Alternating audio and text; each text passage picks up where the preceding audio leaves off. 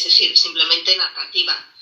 Y cuando lo termino, pues decido si merece la pena o no mandarle una editorial, y en caso de que la editorial decida publicarlo, suele ser la editorial quien elige al ilustrador. Esto es lo habitual cuando escribo, o sea, mis textos, ¿no? La editorial elige un ilustrador y, de hecho, lo normal también es que el ilustrador haga sus ilustraciones sin hablar conmigo. Es decir, yo no suelo conocer el trabajo que está haciendo el ilustrador con el editor hasta que está terminado. Y en muchos de los casos, además, ni siquiera luego tengo opciones a cambiar cosas, ¿no? Hay veces que sí, sobre todo si hay cosas que son importantes, que yo considero muy importantes, pues las peleo un poco, pero en general, también me ha pasado que por mucho que yo dijera, pues las ilustraciones se han quedado como están. La verdad es que al principio a mí me costaba mucho entender esto, ¿no? ¿Por qué yo no puedo participar en ese proceso de ilustración si el texto es mío, ¿no? Claro, es que... Sí, pero realmente lo acabé entendiendo y creo que está bien, ¿no?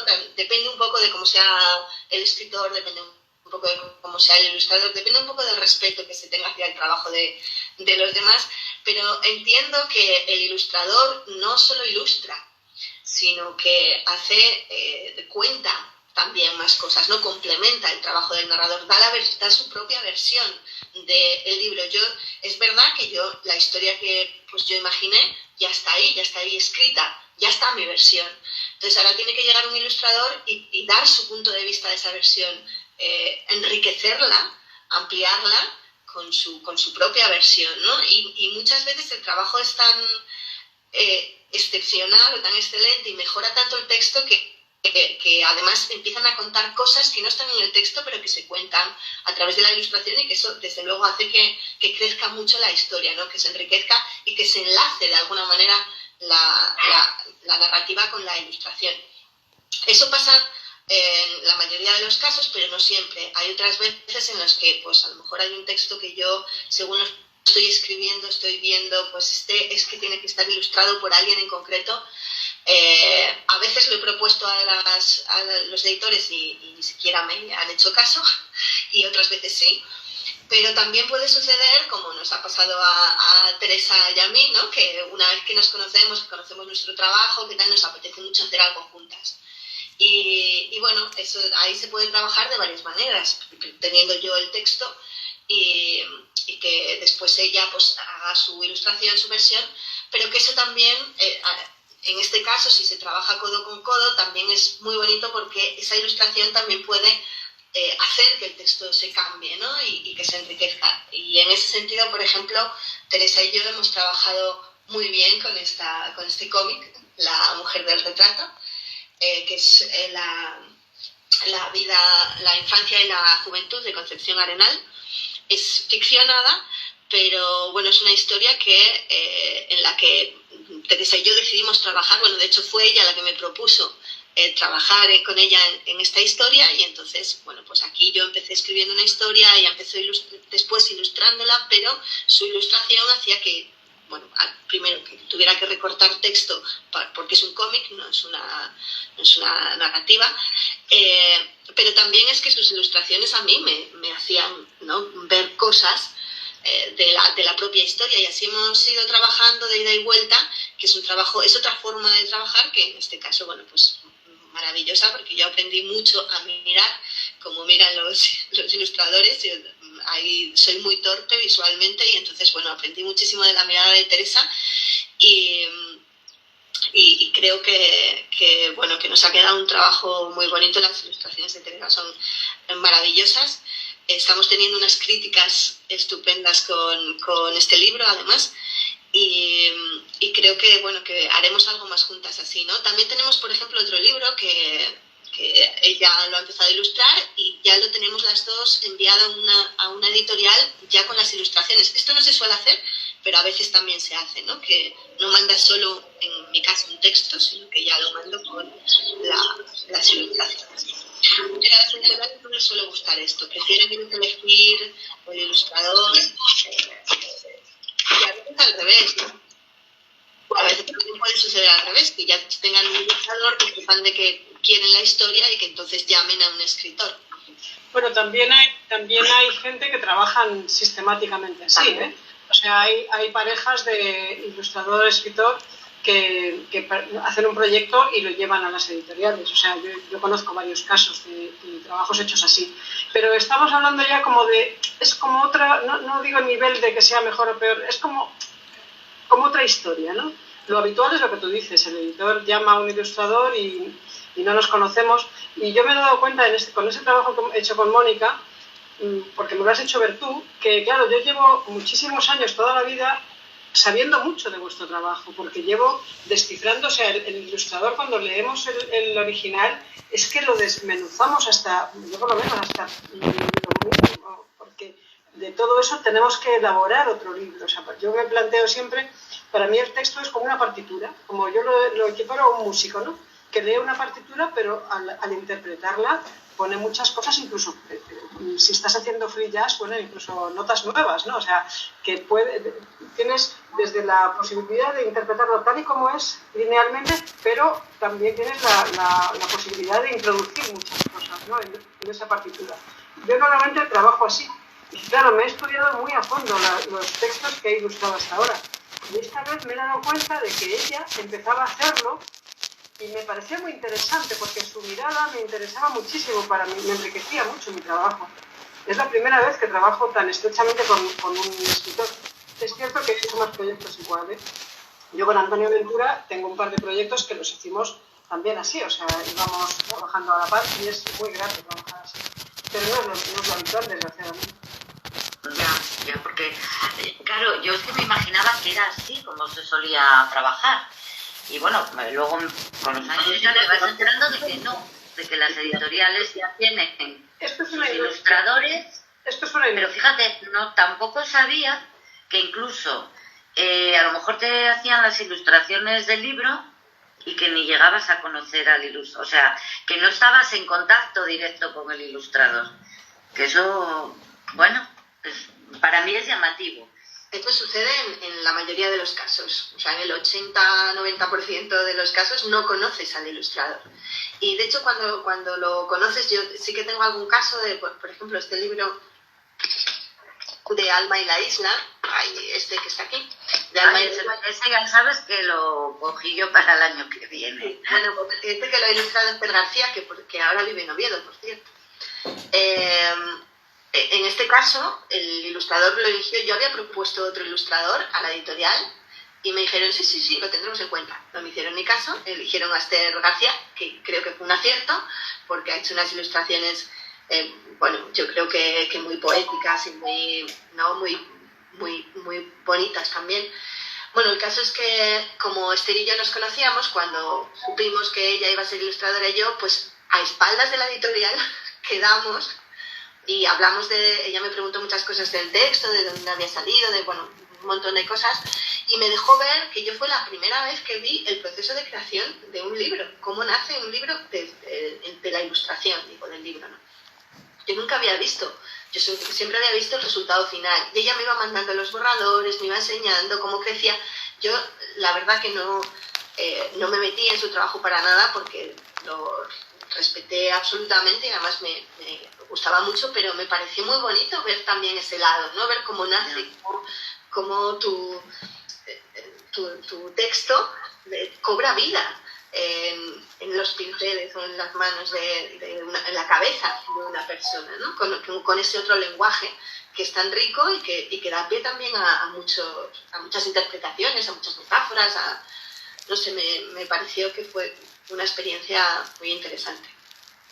Yo ahora le preguntaría a Aris y le plantearía a Aris, pues bueno, desde la escuela, esa unión de texto y dibujo, que bueno, cuesta yo lo sé, que yo me dedico a lo mismo, y bueno, sé lo que cuesta, precisamente, pues bueno, una construcción un poco, vamos a decir, entre comillas, decentilla del texto, y luego el que te hagan una ilustración acorde.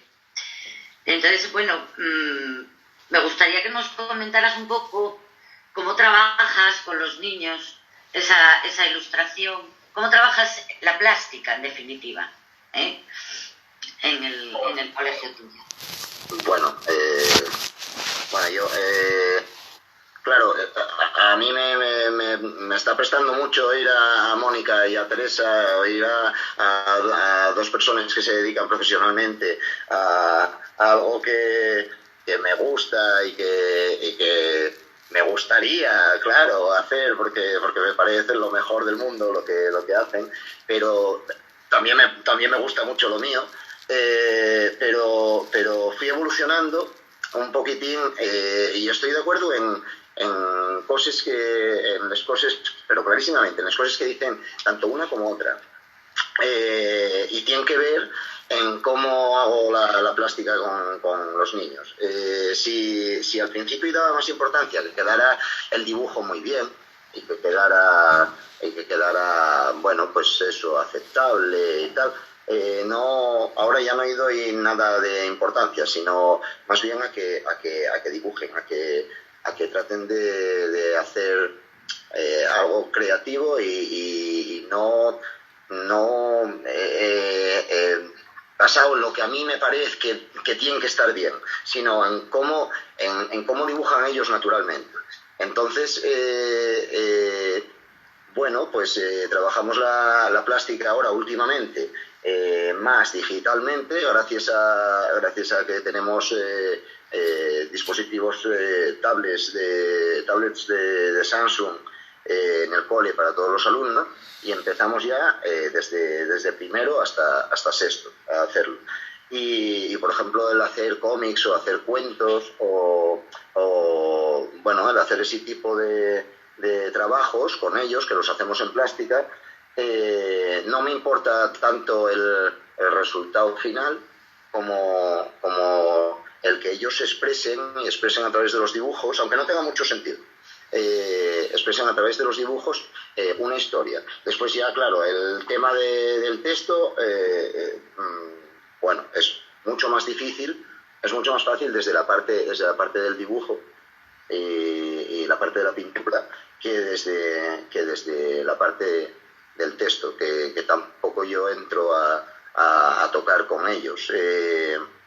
Entonces, bueno, pues simplemente lo que estamos haciendo en las clases de plástica en general, y desde el apartado digital, es que se inicien un poquitín en trabajar con estas herramientas que tenemos hoy en día, y que lo descubran y que garabateen y vayan haciendo sus primeras cosas. Después también me vengo un poco arriba y quiero que hagan retratos y que hagan cosas así, pero bueno, eso ya tengo la esperanza. Este año empezamos con primero y segundo y tengo la esperanza que con 1 hora a la semana que damos de plástica, pues que cuando lleguen a sexto por lo menos tengan un conocimiento digital que a ellos les sirva pues para en el futuro. A lo mejor igual alguno continúa por ahí y por lo menos para que les motive y que les guste y que sean creativos y que traten de hacer las cosas de manera un poco creativa, sin ceñirse mucho a hacerlo muy bien o